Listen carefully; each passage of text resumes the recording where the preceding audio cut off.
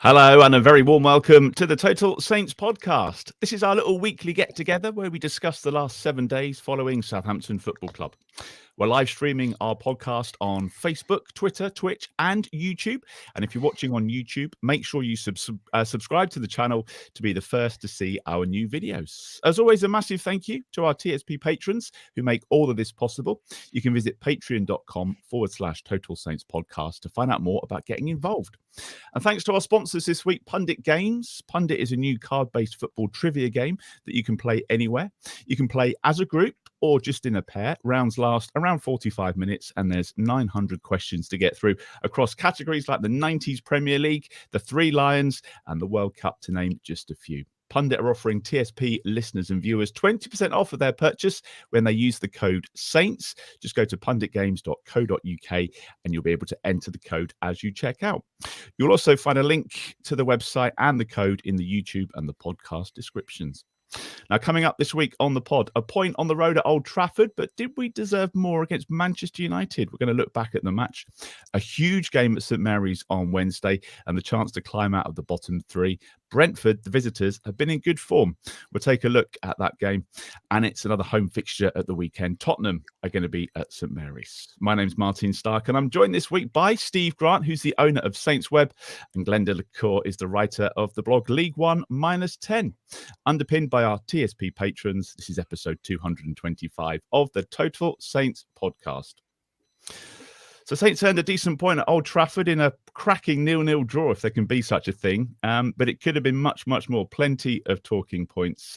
Glenn, going to start with you this week. United were there for the taking today, especially having gone down to 10 men. Are you disappointed that it wasn't more than a point?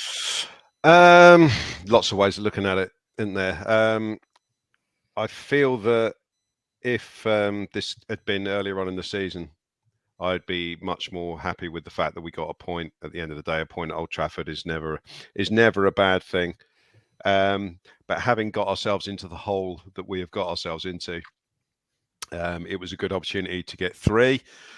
Having said that, the last time we played against 10 men for any length of time against Wolves, we were diabolical and we managed to throw a 1-0 lead in that game and lose.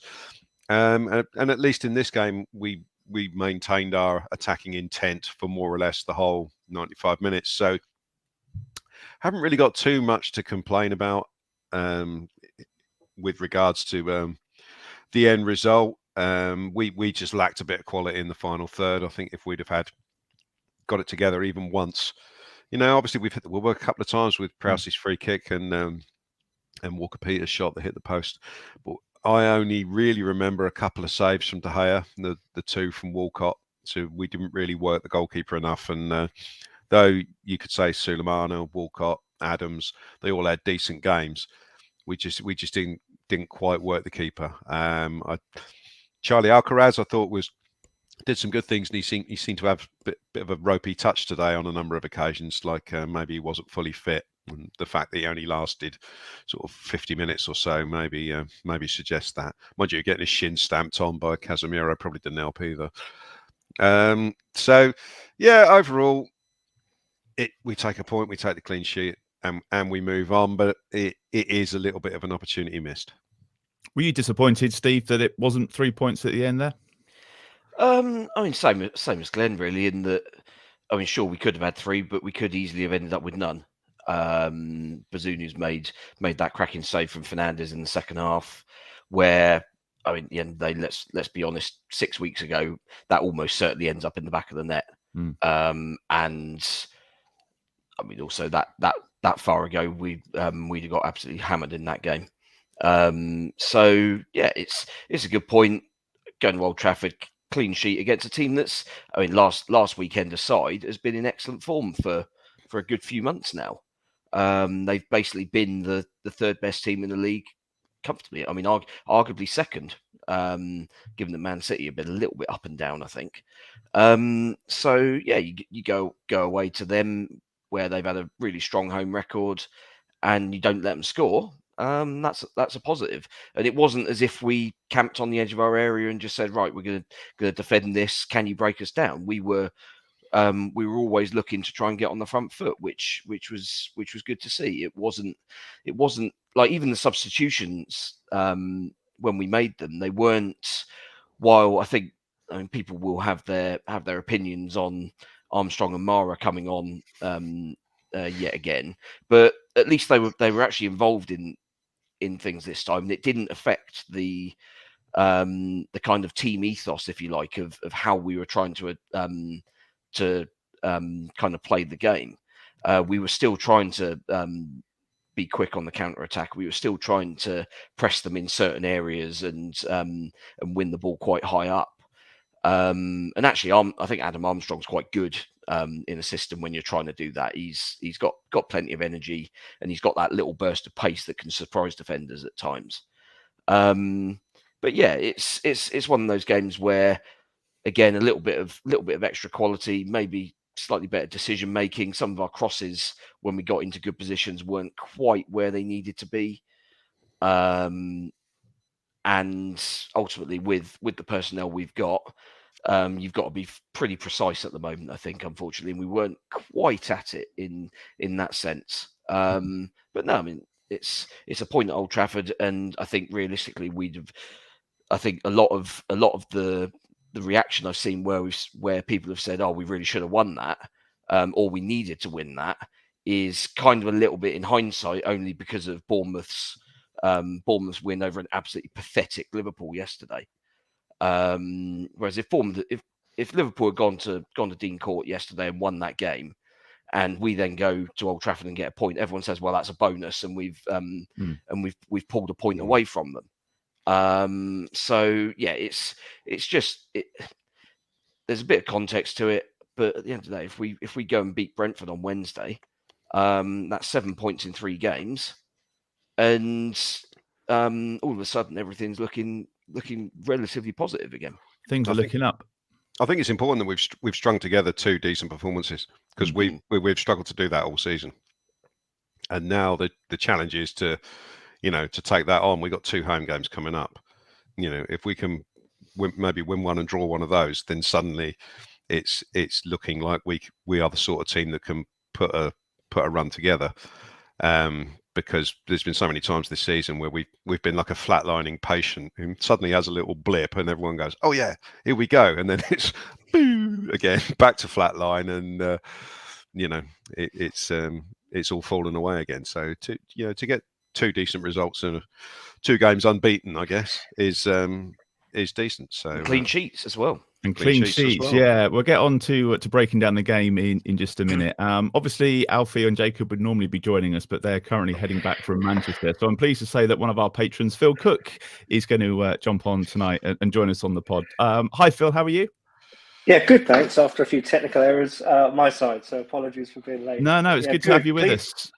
We're just talking about the result today. We haven't got into the nuts and bolts of the game yet, but pleased with the point today. Do you think it could have been more? I think it probably should have been more. And to Glenn's point earlier, in the hole that we're in at the moment, we can't afford to let these chances slip by. I think I echo the frustrations that had we had this team, this manager, this structure in place 5, 6, 7, 8 games ago, I don't think we'd be in the bottom 3, and I think we actually probably would be looking further up the table rather than down. But all in all, I think we'd have taken it before the game, but the way things panned out, that's an opportunity missed. I kind of want to break it down into the sort of the defensive performance and then the attacking performance, because that's 7 points from Sellers' 4 games in the league, 3 clean sheets, I think, and from those 4 too. It seems like, Glenn, he solved the problem at one end, which ironically Nathan Jones was brought in to do and didn't seem to be able to. But it seems that we can keep a clean sheet now, and we look a bit better at the back, which is good, and there's some positives around that. Yeah, definitely. I mean, it was. I was pleased for Bazunu today, because he had a game where he didn't look. I don't think there were any sort of dodgy moments at all. Whereas even when we beat Leicester last week, there was a couple of dodgy moments, wasn't there? But but today, I thought he was excellent. And whilst he probably wasn't tested that much, what he did looked very competent, and that'll be good for him, because I think we've all been waiting for him to be replaced in the team for probably 4, 5, 6 weeks, and he does seem to have turned a little bit of a corner. So hopefully that's the way of it. I mean, we have to we have to talk about our good mate Yanni B, don't we? Because he, the last 4 games, he's been bad, good, and he's strung together 2 decent games in a row now. He was decent again today, so and he does seem to have improved his attitude a little bit as well with regards to stop moaning about everyone around him. Yeah, absolutely, and he seems to be. And Ruben Sellers this week was talking about him as a leader and saying that I very much lean on him, and he's got the experience that perhaps we were lacking. So kind of bigging up his part in the squad a bit. Yeah, is he though? Not totally sold on all of that, but you know, you don't necessarily have to be a sort of chest pumping leader, but yeah, just not being a moany pain in the butt is a good start. And he's, you know, anyone can get rid of that apart from Bruno Fernandes, obviously. Anyone can get rid of that side of things just with a little bit of thought. And he maybe the penny's dropped with Bednarek that he can actually help these youngsters that he's got around him. And you know, Bella-Kotchap, I think, has been he's been really good because he just has that little bit of pace that you know, he's probably I imagine he's the quickest out of our centre halves over 10 yards or whatever. I mean, I still think Bella-Kotchap and Salisu would be the better pairing. But you know, whilst if Bednarek can keep stringing these games together, he deserves to stay in the team. And it looked more balanced today having Perraud playing as well. That's another thing. I mean, we were talking about the crossing earlier on. I mean, the best cross of the game was Perraud's one, which he clipped in for Walcott's header. Now, if we'd have had a right-footed player out there like we have tended to do, that cross wouldn't have come in, and that could easily have been the winning goal. So you need those sort of fine margins. So I much prefer seeing a left-footed player at left back. And but I mean, the other thing, of course, is the we seem to have settled now, last couple of games anyway, on this formation where you have Ward-Prowse and Lavia sitting in front of the 2 centre backs. And you know, if you go back to the recent Saints sides that were decent, I know Steve's spoken about this before, where, you know, go back to Wanyama and Schneiderlin, having two players who really know what their roles are sitting in front of the 2 centre backs, it just makes things so much better. And we seem to be working harder now as well. You know, I know it's Walcott and Suleiman are both working really hard at our possession. So that's it's all good stuff, and it all helps. And if I mean, keep the same defence. There's no reason to change it at the moment, as long as everyone keeps performing. It looks like Steve Maitland-Niles might have picked up an injury yesterday or a knock in training, which may or may not have been why Perraud came in. We don't know whether he was down to start anyway. But did that seem like our best back 5 if you include the goalkeeper today? Does it feel like we now know what the benchmark is? Well, they've put 2 clean sheets together against teams that haven't struggled to score goals this season. So, yeah, I would say so at the moment. I mean, I largely agree with Glenn in that I think Salisu and Bella-Kotchap long term might end up being our best 2 centre backs. But at the moment, Bednarek does have a few years' experience on him. I mean, arguably it's a few years of being in a bad back 4, but we are where we are. But yeah, I mean, perhaps Maitland-Niles, if he's picked up a knock, perhaps that's actually quite timely. I mean, as much as you don't want players getting injured, and Maitland-Niles hasn't been atrocious by any stretch in that position in the last few games. We just look so much more balanced when we've got Perraud on the left and Walker-Peters on the right. And I thought Walker-Peters was outstanding today. Yeah, really good. Particularly in an attacking sense as well, because just the energy that he's got. He was still making that run in the 94th minute when we're trying to break out and get away, and he's still got the sort of the energy in the tank to be able to do that, which is excellent. And it's something that we've, like, a lot of games where we've just looked completely lifeless after sort of in the last 20 minutes or so. I mean, arguably last week, where we kind of almost sacrificed any sense of bothering to try and get beyond our own halfway line. You don't have an outball in that sense. And actually, today we had a number of different outballs, because you had I mean, even late in the game, you had Adam Armstrong, you had Stu Armstrong, you had Walker Peters, you had Walcott until he was subbed off. And those were all kind of outlets that were giving us kind of pacey options. And United are kind of, I mean, they're not slow, but they're also not the fastest through the middle. At fullback, they've got pace, so they're quite well covered there. But through the middle against Martinez and Varane, they're both great defenders, but they're not necessarily the quickest, and they can clearly be got at, as we showed sort of fairly regularly, I think, today. So yeah, having that balance, and which also then provides us with the sort of balanced, sort of wide attacking options as well. I think that's just got to be the way forward for the rest, at least for the rest of the season.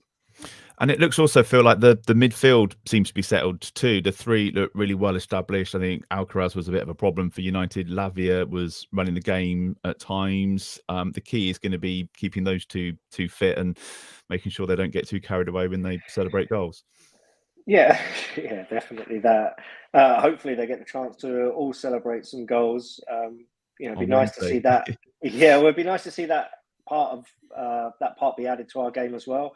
It's good to see the defensive structure get better over time. 3 clean sheets in 4 games, can't argue. And I think, to your point, the midfield 3 seems settled.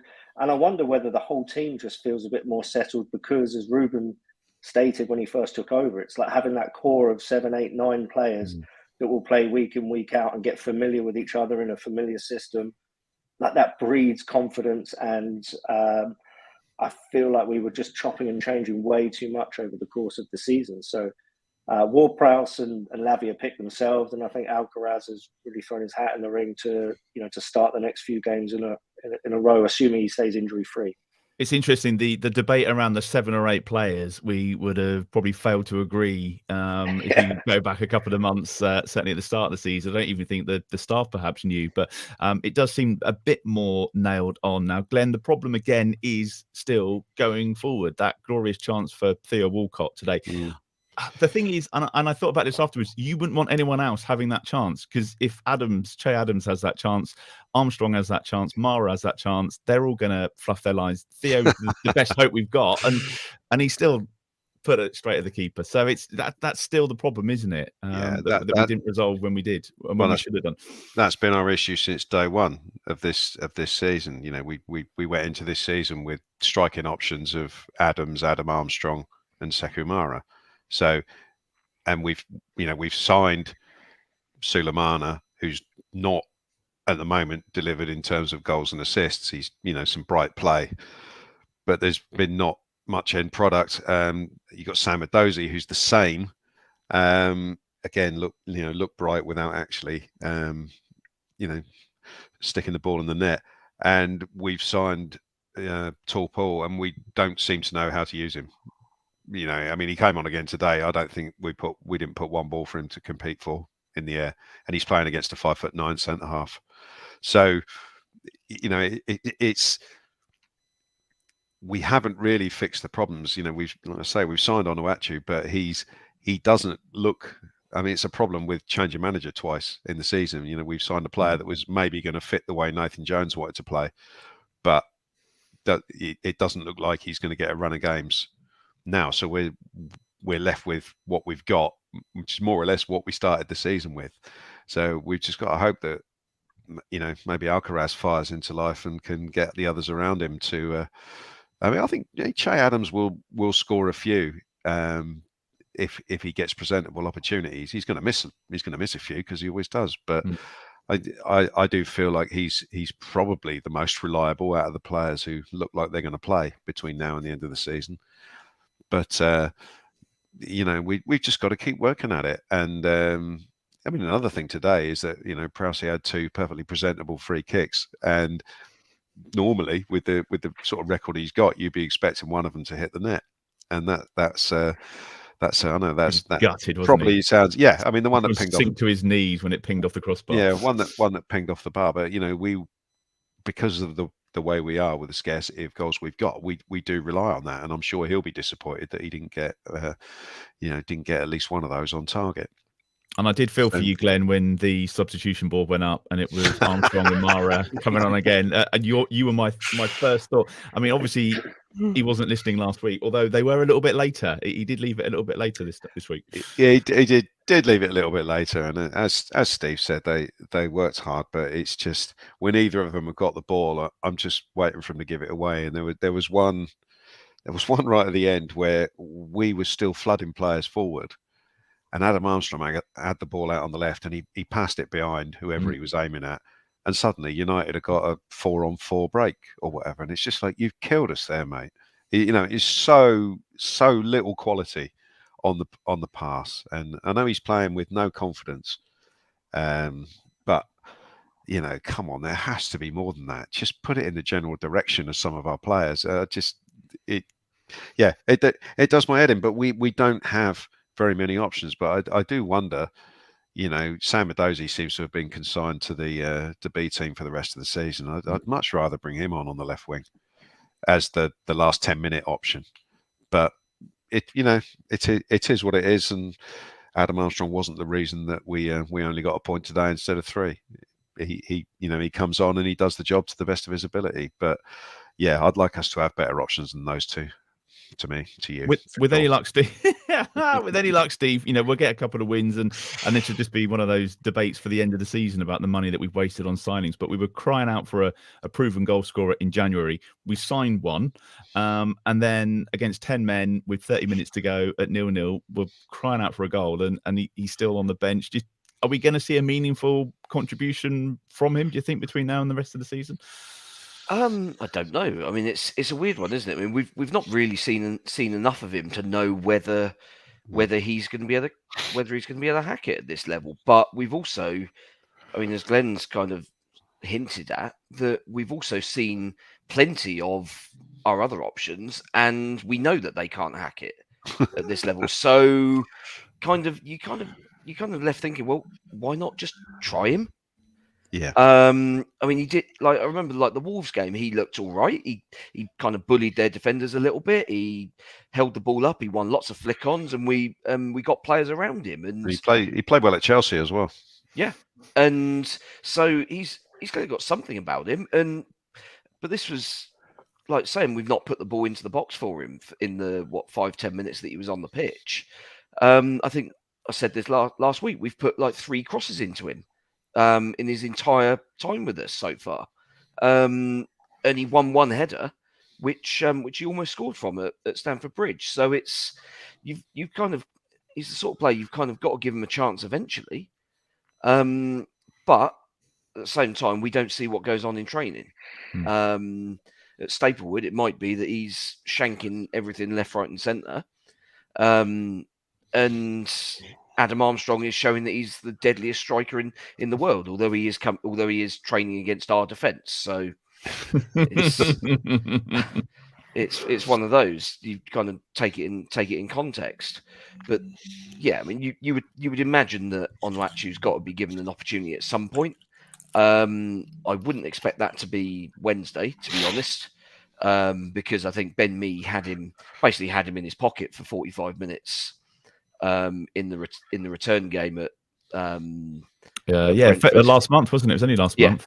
And yeah, I think that game is a game for it's probably a game for Adams and playing the wide system that we've been looking quite useful at the last few games. Obviously, if things don't sort of start to turn and don't go particularly well, then you've obviously got the option to mix it up a little bit and go a bit more direct. And he gives us that option. But I mean, when you're in the situation where you just kind of need something to kind of spark us into life, he's kind of got the very obvious and raw kind of materials to do that. And it's a surprise he's not played more, but I think Spurs game, I think that's the one where they might target sticking him in there, because their defence looks a little bit a little bit ropey, a little bit sort of weak-willed, I think.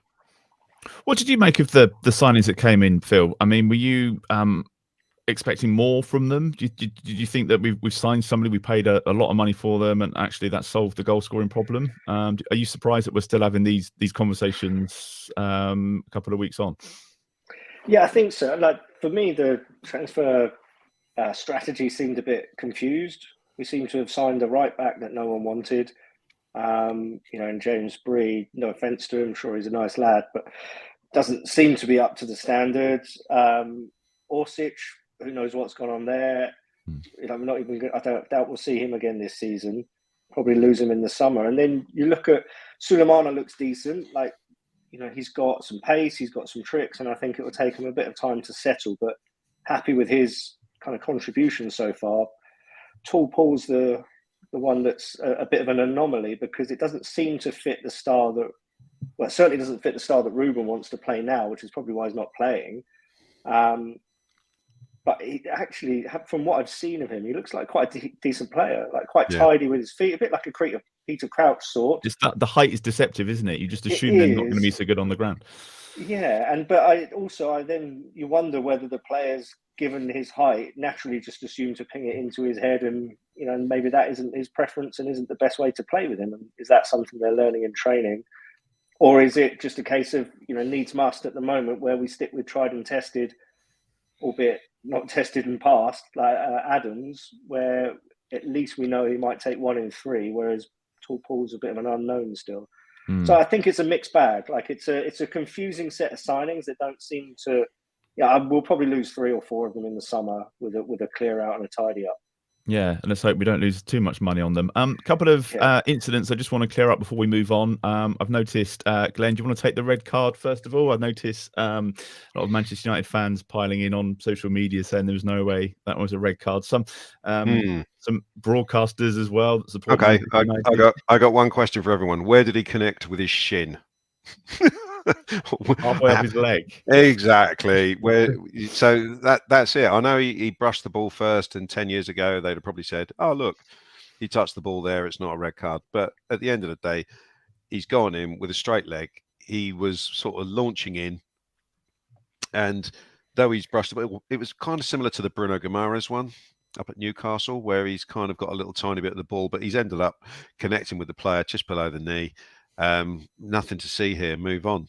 I mean, I saw Ten Hag's interview, which was just pathetic, I thought, and and he was trying to use the defence that Casemiro's played 300 games in Spain or whatever and never been sent off, and now he's been sent off twice. Well, if you stamp on someone's shin and grab someone round the throat, you deserve to get sent off twice. So, put your big boy pants on and accept it. He's got a 4-game ban, and if he learns to stay on his feet, and Ten Hag may wonder why he was flying into tackles, it's because he picked Bruno Fernandes next to him, so he had to cover all the space that he was leaving. So I'm sorry, I'm not having it. I'm not having it from any United fans saying it wasn't a red card, because it clearly was.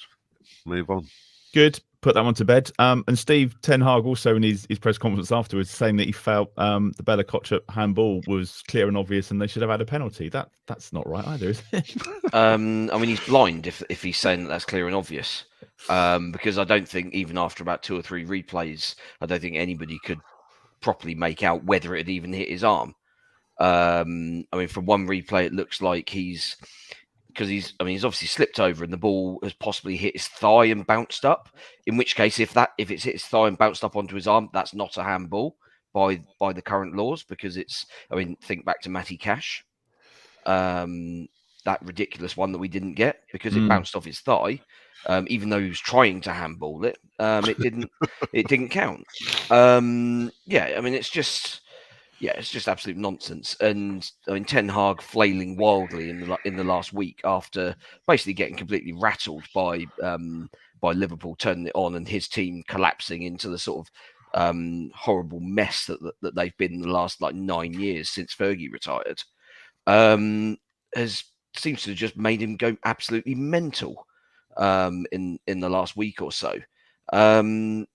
Basically, everyone's been piling praise on him for the way that he's got this rabble, this expensively assembled rabble, let's remember, into some sort of functioning team that's capable of capable of potentially challenging for a title next season. And all of a sudden, he seems to have just lost the plot after two. I mean, one terrible result and one. I mean, at the end of the day, you've had a man sent off after half an hour, and you've not managed to score. Big deal. You didn't lose the game. Move on. Well, we'll take the point and we'll move on. And if we can get a win on Wednesday, this point becomes absolutely huge. Phil, it's all set up perfectly for Wednesday night win, and we're out the bottom three. If that doesn't motivate the players and the crowd, then I don't know what does. That's kiss of death there, Martin, isn't it? We all know what's coming Wednesday. A very weak performance, letting down the home fans.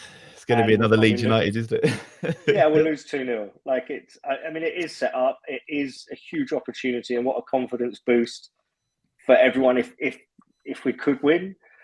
But we've all supported Saints long enough to know that it's not going to happen like that. I'm sure it isn't. But if we can nick 3 points by hook or by crook, I'll take it. I just don't. I think we bottle these, or this season we've bottled these kind of 6-pointer games. And I know Brentford aren't in that much trouble, so they're probably not a 6-pointer, but it's like they're more in line with us, or they're more in kind of tune with the type of teams we should be competing against and beating if we want to be a serious Premier League club. But I think we struggled in these games this season.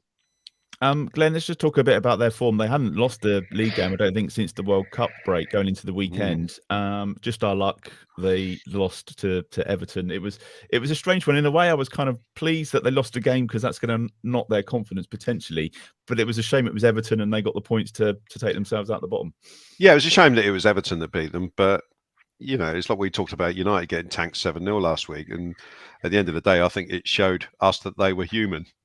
And to a lesser extent, I feel the same about Brentford. They've had a decent run where they've not got beat. There's a lot of draws in there. It's about even numbers, I think, wins and draws. So it's not like they've been sort of pumping every team that they've been playing. They've had a very good season. You do wonder if there's going to be a point where the wheels come off a little bit, because they've overachieved. I mean, we've had seasons like that before, haven't we? Where we, relatively recently, where we've been top half going into sort of February and then not won another game between then to the end of the season. So hopefully Brentford have hit a little bit of a wall. I mean, we've got to be better than we were when we went up there. That was the Nathan Jones meltdown, best manager in Europe game, wasn't it? When we were pathetic and lost 3-0. You know what you're going to get from Brentford. It's going to be very physical. It's going to be, they're going to play with pace. They've got pace up top. They've got pace out wide. Ivan Toney is clearly not going to get banned in time for Wednesday, so he's going to be the major threat. And it's been a very good season. Very likeable manager. I've got nothing negative to say about them, really, but I agree with Phil. It's still, regardless of where they are in the league, they're the sort of team that we should be trying to beat, especially given the situation that we're in at the moment. So so hopefully they've turned one way and we've turned the other way, having stringed a couple of decent results together. So and it's all very well saying that we've lost these type of games this season, but we're in the stage now where we can't afford to. We're running out of these type of games, aren't we? We are, and ultimately going to Man United and getting a point won't mean anything if we get beat by Brentford. So we have to go into that game really, to play at 100 miles an hour from the start, and if the game stays level for 70 minutes, we really have to be targeting to win it in the last 20 minutes, not just contain what we had like we did against Leeds, for example, where we made the I'm not going to say it again, Chuckle Brothers substitution, and we spent the last 20 minutes just trying to see out the game and ultimately ended up losing. We can't do that in this game. So I'm looking forward to a decent atmosphere and the team putting in a shift, and hopefully we come out on top. I mean, it was 3-0 at their place last month, Steve, but that seems like a long time ago now. There's a lot of water and a new manager under the bridge, and it's going to be a very different game, you'd hope. Feels like a lifetime ago. A bit, I mean, it was 25, 30 degrees outside when I was watching that game. It sure as hell isn't that temperature now. I mean, a lot has happened. Certainly with us in that period of time. We're not we're not the complete shambles that we were, and yet obviously we're still bottom of the league. So it's still we're still in obviously that position where everything kind of you can't focus on any game beyond the one that you're looking at. So while I think Spurs is an opportunity to kind of get at them, and they're a team that are just so flaky, kind of can't even sort of pick a team that's based on kind of doing enough in this game and then potentially resting players who might be more suitable for Saturday or anything like that. I think literally every game from now to the end of the season has got to be you stick your best 11 out on the pitch and have a system that works. Brentford, I think they've kind of laboured a little bit. They that game against Fulham on Monday was an odd game. It was a 5-goal non-thriller. In that very little happened apart from those 5 goals. So it was a bit of an odd one. They didn't look quite as sort of intense or pacey or strong as they have done in sort of in other games that I've seen them play this season. So perhaps they're just on one of their sort of natural sort of troughs of their form, and we've got to go and take advantage of it. It's going to be a test for the defence that we've been talking about, Phil. This is going to be a real show of how far they've come, isn't it? Because to go to their place and lose 3-0, I think we had 4 at the back actually when we went there. This is going to be a real test on Wednesday night, and they're going to have to stand up and be counted. Yeah, I think so. I mean, Kane, Son, Richarlison. I mean, Richarlison always scores against us anyway, irrespective of what bad form he's going through. So he's one of those players that always seems to come back to bite us. I think we'll try and keep that one tight. I think that's one that we'll try and play for the 70 minutes, keep it tight, and then throw everything at it in the last 20 minutes if we're still in with a fighting chance. I'd love to be more positive than that, but I think Tottenham's attack, their defence, I think Glenn mentioned earlier that their defence is shaking, could be got at. And, maybe it's Tall Paul, maybe it's Adams, together, maybe the pair of them together, a different type of formation, or at least switching them over towards the end. But I think probably if we could take 4 points out the next 2 games, I'd probably take that. You'd be delighted. I was looking back through our score predictions for when the Brentford game was originally scheduled, which I think was back in September, and it was all pretty doom and gloom then. We were all predicting that we were going to lose then. So I'm going to ask all of you for your score predictions for Wednesday night. If you're watching live, you can leave yours in the comments. I'm going to wipe the slate clean, Glenn and Steve. I haven't gone back and copied and pasted your predictions from last time. So, Steve, I'm going to come to you first. Your score prediction for Wednesday night, please. Why not? 1-0 win. Glenn, how are you feeling? I was going to say the same. You can say the same. Yeah, I'll go 1-0 win as well. Phil, score prediction for Brentford? Well, there was going to be a full house because I think it's the only score that is realistic. I don't see a score in 2, so 1-0 as well. There is a horrible stat about us only scoring once in a game, isn't there? Someone mentioned it during the commentary today. Is that we haven't scored 2 in a game for God knows how long. Well, since Everton's last one. I think we'll get the win. I think just to mix things up, I think I'm going to go for 2-1. So if you're watching live, stick your score predictions. It'd be good to see what you think there. Then, of course, it's Tottenham, obviously, on Saturday. Always, as you were saying, Steve, earlier, a difficult one to predict because with Spurs, you never really know what sort of side's going to turn up. Yeah, they are. Yeah, they're weird. When they can be bothered, they're brilliant. But I mean, that club seems to be kind of the crisis club at the moment, despite the fact that they're. I think the last time I looked, they're still 4th, aren't they?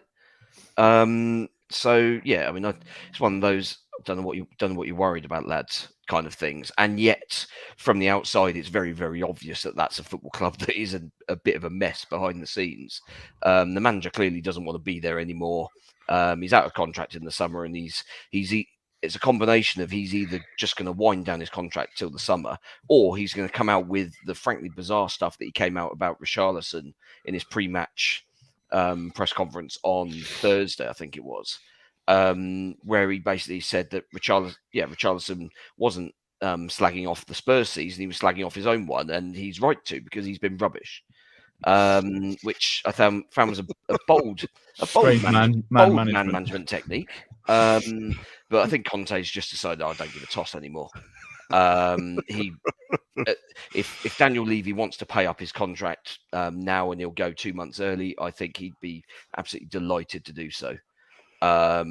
So yeah, I mean, they came up against Forest yesterday, and I mean we've seen countless times this season, obviously apart from the game at St Mary's, that their defence away from home just can't hack it. They concede goals in clumps, and Spurs winning that game wasn't a particular surprise. They won it quite comfortably. Kane scores loads of goals against us. Son scores loads of goals against us. Richarlison scores loads of goals against us.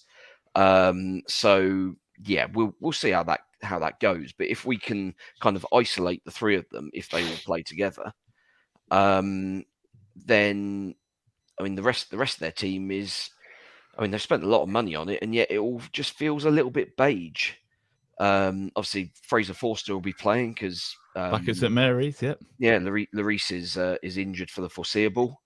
But yeah, I mean they just feel as if they're kind of going through the motions a little bit, which is odd given that they're still in the top four and still in with the shout of getting back in the Champions League next season. I mean, to be honest, I prefer them to be in there than Newcastle squeezing. Yeah, sod that.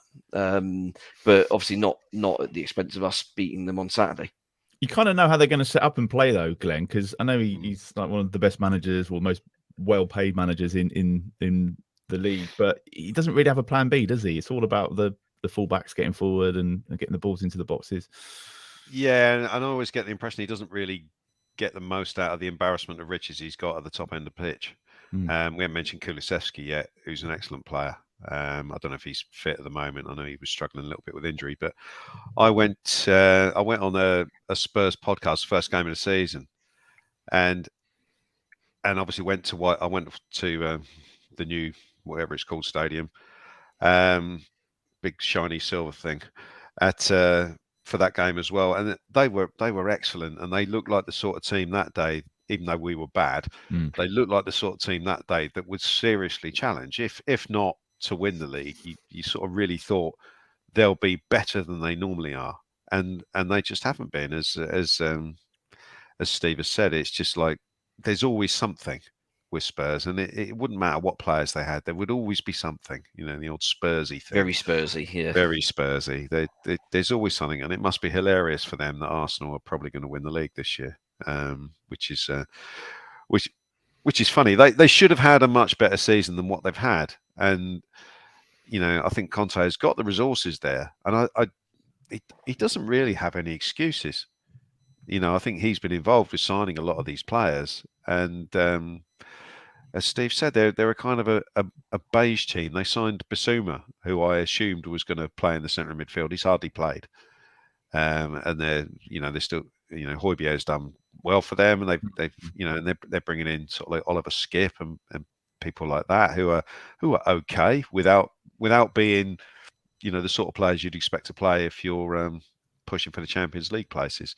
Defensively, they've got Romero, who obviously won the World Cup with Argentina, but he seems to be occupied with his own hard man image most of the time. So he's a walking yellow / red card every game. The fullbacks, Emerson Royal, not fantastic, and Perisic is more of a winger. So I do feel there is opportunity to get at them, but equally we could get absolutely ripped apart by the players they've got up front if we don't deal with basically Kane dropping off of our centre backs and into midfield to get their play moving. If we don't deal with that, then we're going to struggle and we will get beat.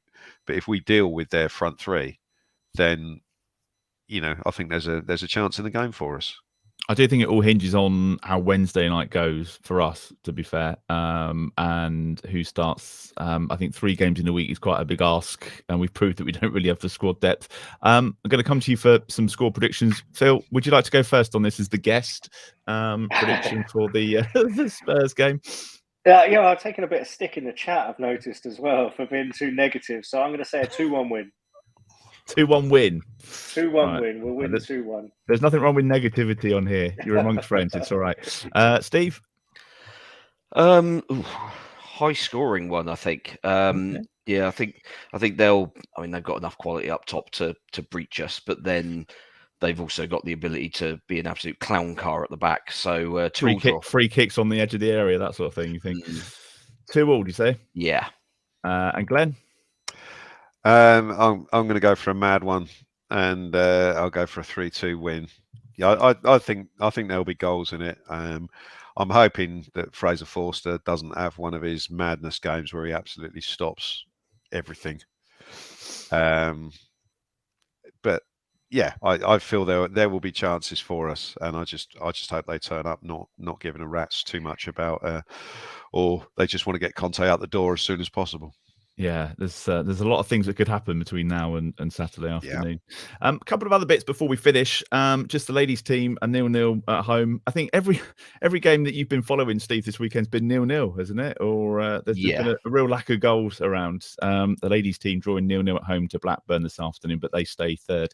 And I just wanted to touch on the B team. They got knocked out of the Premier League Cup at the quarter-final stage by Blackburn Rovers. Lost 4-1. That happens. That's okay. I just noticed, Steve, the starting lineup there. They had James Bree, Lianco, and Orsic. That's got to be a new low for them, and says quite a bit about our squad depth.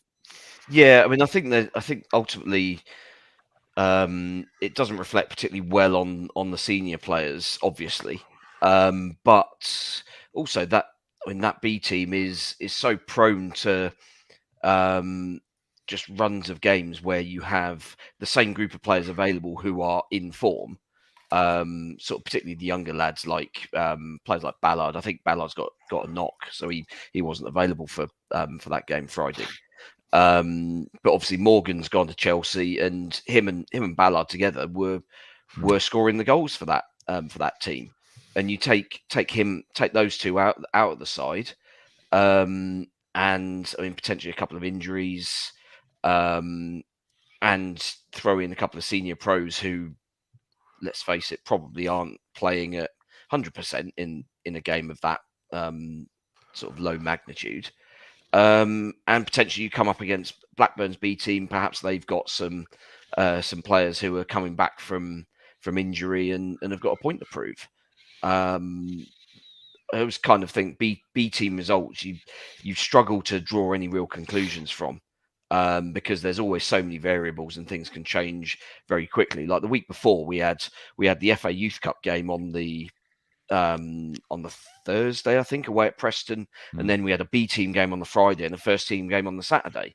I mean, the B team that was named on that for that Friday game, I mean, they had absolutely no chance because nobody who's played in the youth team game is going to play. Nobody who's playing in the first team is ever going to play. So it's kind of all a mishmash of players who kind of know they're not playing in important games. So it's a difficult one from a sort of motivational perspective. And I think Dave Horseman's done a really good job to in sort of the previous sort of 3 or 4 months to kind of knit any sort of team cohesion out of that group of players, because where it's just constantly changing, it's difficult to manage the resources, really. I just wonder if you're one of the young players that's been playing in that team, and then the door opens and Lianco walks in. You're just like, oh god, here we go. but then it's either him or Ollie Lancashire. So yeah, no, that's true. I must just mention Matt, who's watching on YouTube. He said, to be fair, Jan Bednarek should score because he's put a few past Fraser in the past, and that's quite a good observation. So I think that's a good point to finish on. Phil, before we wrap it up, just your thoughts for the rest of the season. Is there enough games left? Are you confident that we're going to be all right?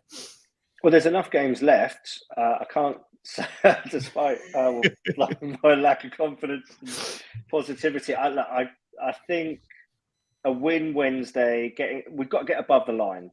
You know, above and have that confidence and that feeling. I think the longer we stay mired in the bottom three, the harder and harder it gets. I mean, I know that's an obvious statement, but just from a psychological perspective, to get out of the zone on Wednesday, I think would really that would really put a kind of a good spin on things going into the last few games. I saw a graphic of someone had put together the run in for like the last 6 or 7 for the bottom 6 or 7 teams, and and kind of color coded it as to who's got the hardest run in. It looked like we've got a pretty tough run in, but as we've seen with the results the last few weeks, anyone can beat anyone. So enough games, but I can't say I'm overly positive. Well, and on that note, that's pretty much it for this week. Cheers, Phil. Thanks for joining us. It's much appreciated. Don't forget you can follow Total Saints Podcast on Facebook and Twitter. On the socials, it's at Total Saints Pod. Our website is totalsaints.co.uk. There's a link on there to our online shop, and you can drop us an email as well if you want to get in touch during the week. We're also on Patreon. That's where you can find out more about supporting the podcast with a monthly contribution. It's patreon.com/Total Saints Podcast. The different tiers on there range from £5 to £20 per month, and each of the tiers comes with different benefits, including the weekly shout outs at the end of the podcast for those patrons in our Francis Benali and our Mick Shannon tier. So thanks to Dave Melton, Mark Atkins, Matt Hall and Andy Hollis in the Francis Benali tier, and also Colt Baker, Dave Ernsberger, Ed Busy, Nick Higston, Phil, who's been with us tonight, Matt Rose and Nick Reed, who are in our Mick Shannon tier. Thank you, Steve. Thank you, Glenn. Cheers again to Phil. Thank you for listening. Thank you for watching. Have a great week, and we'll see you next weekend.